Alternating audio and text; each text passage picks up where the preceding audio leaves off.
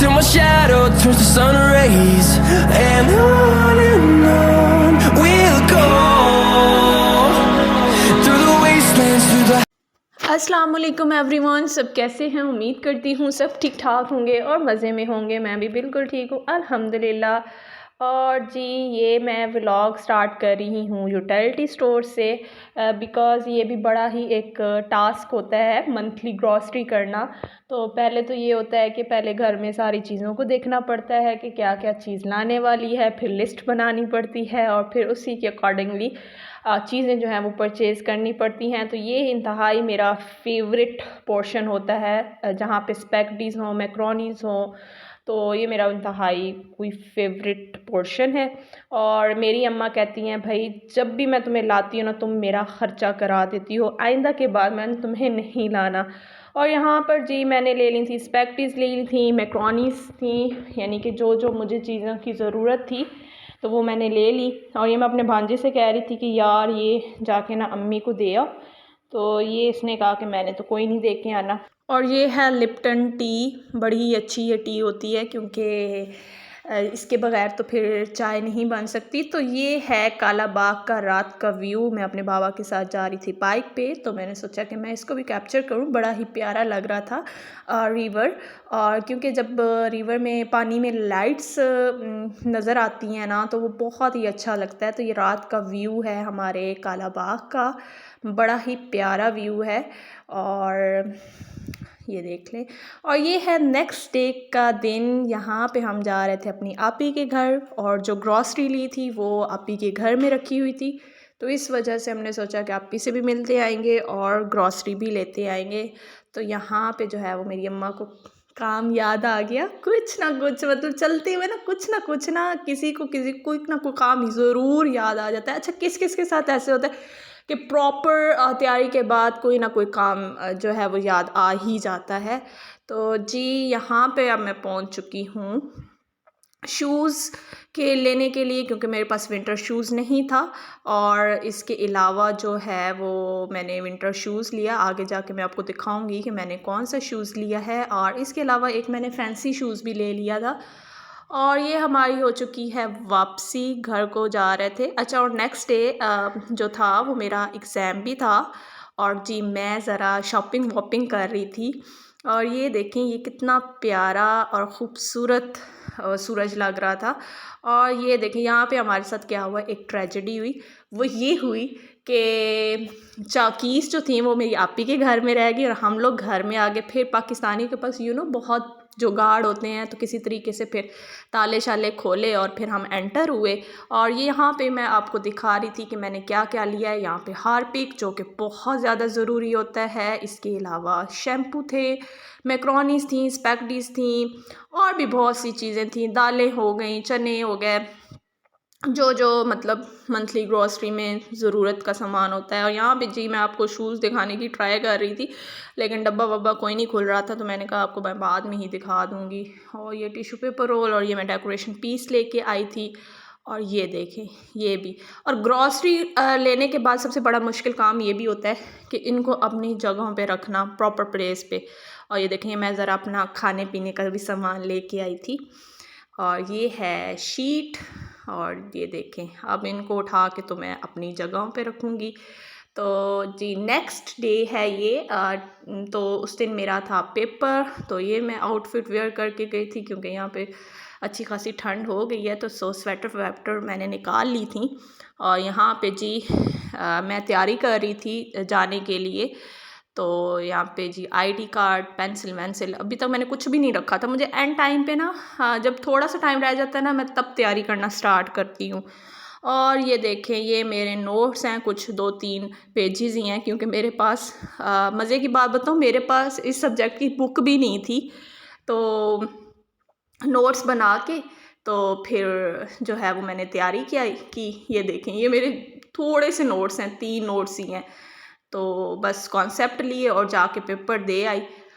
और ये है जी जनाब विक्स, इसके बगैर तो गुजारा नहीं होता, क्योंकि मुझे होती है माइग्रेन।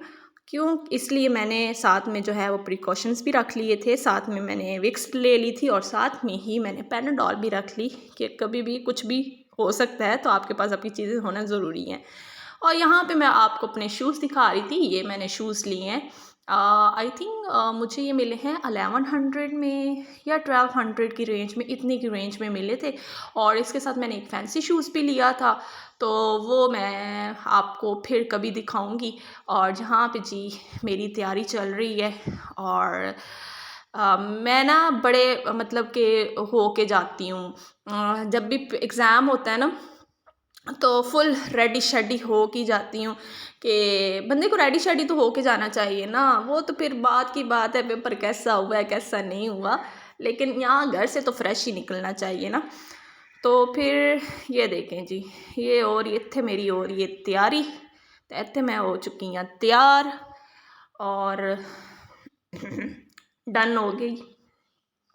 तो भाई बताइएगा शूज़ मेरे कैसे हैं, और काफ़ी कंफर्टेबल हैं शूज़।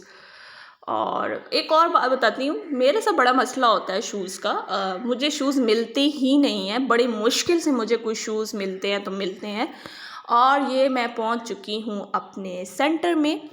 और अच्छा, यहाँ मैं ना काफ़ी अर्ली पहुँच चुकी थी, 2 घंटे पहले एग्ज़ाम से, क्योंकि मुझे लोकल पे आना था, डिस्ट्रिक्ट दूर है, तो जिसकी वजह से 1 घंटा लगता है ना, तो इस वजह से मुझे फिर जल्दी जाना पड़ा। और यहाँ पे मैं आपको बहुत ही खूबसूरत वॉइस सुनाती हूँ बर्ड्स की।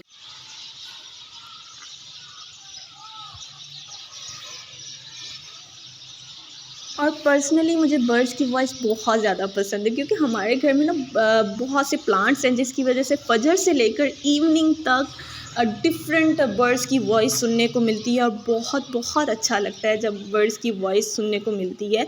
और ये देखिए, ये है हमारा ऑरेंज फ्लावर। और ये अच्छा कुछ दिन के बाद ना ये ऑरेंज फ्लावर जो अपना कलर चेंज करके वाइट में चेंज हो जाता है। और ये देखिए कितना मज़े का व्यू है, ये शाम का व्यू है, सूरज ग़ुरूब हो रहा होता है। जब सूरज ग़ुरूब हो रहा होता है तो पूरा पूरा जो आसमान होता है ना, वो ऑरेंज कलर का हो जाता है। और ये देखिए, ये था 25 नवंबर को जो था वो हमारा पेपर था।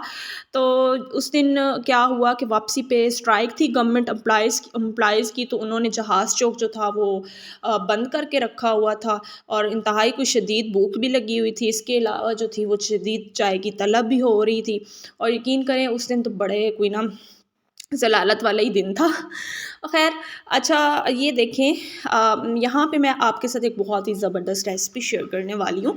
सम टाइम हमारा रोटी खाने को दिल नहीं करता, या टेस्ट बर्ड्स जो होते हैं वो कुछ और ही खाने को दिल कर रहे होते हैं, लेकिन सम टाइम हमारे ये होता है कि नहीं, अच्छा बनाना भी नहीं है खाना भी नहीं है, सम टाइम ये भी होता है। तो ये बहुत ही झटपट रेसिपी बनने वाली है, 5 मिनट में ये रेसिपी जो है वो बन जाती है। आपने क्या लेना है, 3-4 आलू लेने हैं, उसमें जो है कुटी लाल मिर्च डालनी है, और इसके अलावा नमक डालना है, और बेसन डाल के फ्राई कर लेना है। ठीक है, फिंगर चिप्स की तरह आपने कट कर लेना है। और साथ में एज ए सैलेड के तौर पे आप ले लें, बंद गोभी ले लें, प्याज ले लें, और टमाटर ले लें।